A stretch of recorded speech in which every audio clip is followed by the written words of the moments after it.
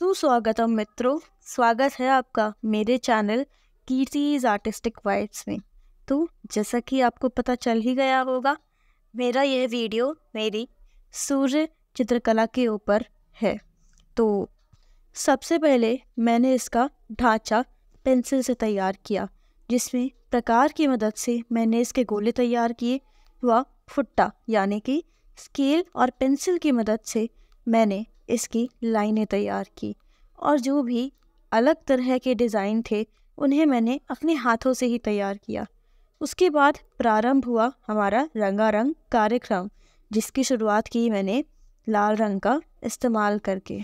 लाल रंग से गोले को भरने के बाद मैंने संतरी रंग से कुछ बूंदें बनाना शुरू किया। कुछ इसी प्रकार भिन्न भिन्न रंगों का प्रयोग करके मैंने इसके सभी भागों को व सभी डिज़ाइनों को धीरे धीरे पूर्ण किया। और उसके पश्चात प्रारंभ हुआ इनके अंदर रंग भरने का कार्यक्रम। जैसे कि आप देख सकते हैं, इनके अंदर के डिज़ाइनों का रंग मैंने पहले ही भरकर तैयार कर लिया है। उसका वीडियो मैं रिकॉर्ड नहीं कर पाई, अतः मैं उसके लिए क्षमा प्रार्थी हूँ। यहाँ पर मैं सूर्य की किरणों को तैयार करने की कोशिश में हूँ, अर्थात सूर्य की जो किरणें हैं मैं उन्हें बनाने का प्रयास कर रही हूँ। सूर्य की किरणों को तैयार करने के लिए मैंने 3 तरह के रंगों का प्रयोग किया है, जिसमें सबसे पहला रंग था लाल, पीला व नारंगी। सूर्य की किरणों को पूर्ण करने के पश्चात मैंने सूर्य देवता के मुख पर कार्य प्रारंभ किया और उनके चेहरे पर मैंने पीले रंग से रंगाई प्रारंभ की। तो यदि आपको रंगों का थोड़ा बहुत ज्ञान है तो आप जानते ही होंगे कि एक ही रंग कई अलग नामों से व थोड़े थोड़े बदलावों के साथ हमें अलग अलग प्रकार से दिया जाता है। यहाँ पर यह पीला रंग तो है ही, परंतु यदि हम इसका नाम लें तो इसका नाम क्रोम येलो मीडियम ह्यू है, यानी कि ये संपूर्ण पीला नहीं है, ये पीले रंग का एक मीडियम रंग है, या कदाचित यही पीला रंग है, क्योंकि मुझे तो देखने में यही पीला लगा। संपूर्ण मुख को रंगने के बाद मैंने कार्य प्रारंभ किया सूर्य देवता के तिलक पर, जिस पर मैंने लाल रंग, जिसे हम क्रिम्सन रेड के नाम से भी जानते हैं, उससे उनके तिलक को तैयार किया। तिलक तैयार करने के बाद उनकी नाक यानी नासिका की बारी आई, जिसे मैंने ब्राउन यानी कि भूरे रंग से तैयार किया। नासिका संपूर्ण करने के बाद मैंने सूर्य देवता की भौहों पर काम करना शुरू किया, अर्थात कार्य प्रारंभ किया। सूर्य देवता की भौहों को मैंने काला रंग प्रदान किया।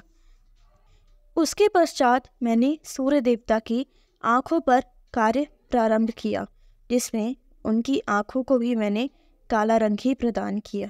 उनकी आँखें संपूर्ण तरीके से पूर्ण हो जाने के बाद मैंने उनके मुख पर बने हुए डिज़ाइनों के ऊपर कार्य प्रारंभ किया, जिसमें सबसे पहले मैंने वॉयलेट रंग का इस्तेमाल करके आउटलाइंस यानी बाहरी रेखाएं पूर्ण तरीके से तैयार की, अतः उनमें फिर रंग भरा। उसके बाद संतरी रंग लेकर मैंने अंदर के पुष्पों पे रंग भरना आरंभ किया। यहाँ पर मैंने एक पुष्प छोड़कर फिर एक के ऊपर रंग भरा है। वह बचे हुए पुष्पों पर नीले रंग का इस्तेमाल किया है। यह नीला रंग ब्लू ह्यू है, यानी कि यह हल्का रंग है। उसके पश्चात बाकी बचे हुए डिज़ाइन को मैंने लेमन येलो और क्रिम्सन रेड से पूर्ण तरीके से भर दिया। सूर्य देवता के मुख का कार्य लगभग संपूर्ण हो जाने के बाद मैंने बाहर के बैकग्राउंड को रंगना शुरू किया, जिसे मैंने प्रिशियन ब्लू रंग से रंगना प्रारंभ किया। सत्य कहूँ तो यह कार्य मेरे लिए सबसे सरल भी था और कठिन भी। सरल इसलिए क्योंकि यहाँ पर मेरे पास काफ़ी सारा स्थान था रंगने के लिए, और साथ ही सूर्य की किरणों के बीच वो छोटी छोटी जगह जहाँ मुझे रंगने में काफ़ी परिश्रम करना पड़ा और थोड़ा अधिक समय भी लगा, परंतु जब इसका परिणाम मैंने देखा तो मेरे लिए सारा परिश्रम, सारी कठिनाइयाँ जैसे गौण ही हो गई।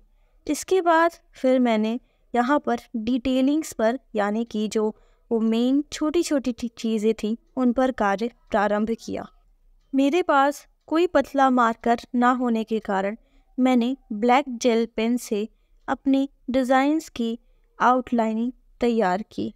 अतः उसके बाद जो बड़ी जगहें थी जहाँ पर थोड़ा स्पेस, यानी थोड़ा स्थान ज़्यादा था, वहाँ मैंने काले पोस्टर रंग का प्रयोग करके उसे आउटलाइन करके तैयार किया।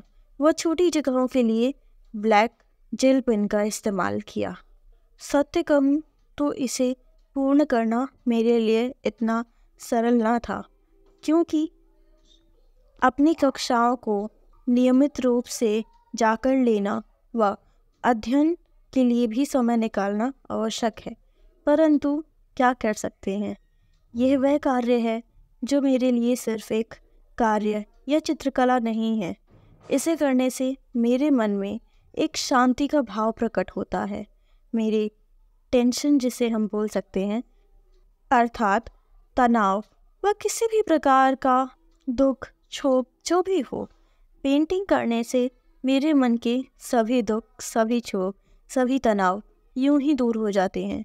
पेंटिंग के बाद वो पेंटिंग की पहले बहुत ही अंतर आ जाता है मेरे अंदर।